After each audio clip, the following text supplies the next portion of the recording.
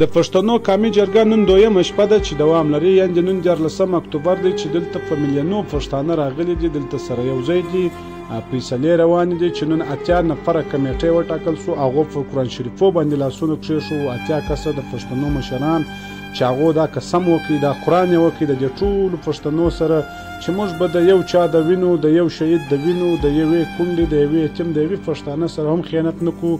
باقاعده و دوی ته قرآن شریف ورکول سو چې دوی پر هغه باندې لاس کښېښوداوی، سوګند یې واخیستې.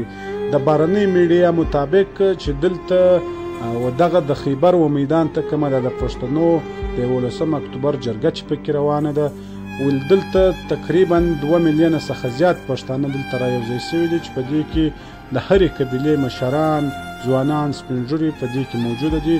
بهرنۍ میډیا دا وایي چې در 2 میلیونه څخه در 4 میلیونو پورې دغه انسانان دلته راجمع سوي دي د خپلو حقوقو دپاره.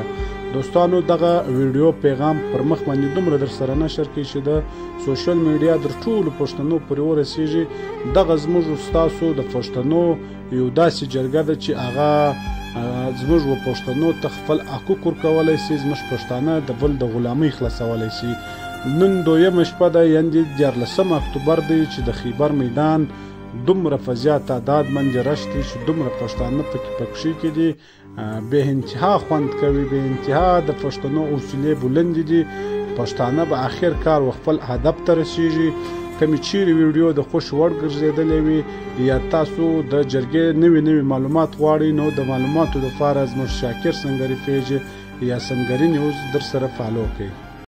أعوذ بالله من الشيطان الرجيم. بسم الله الرحمن الرحيم. الحمد لله رب العالمين الرحمن الرحيم مالك يوم الدين إياك نعبد وإياك نستعين اهدنا الصراط المستقيم صراط الذين أنعمت عليهم غير المغضوب عليهم ولا الضالين.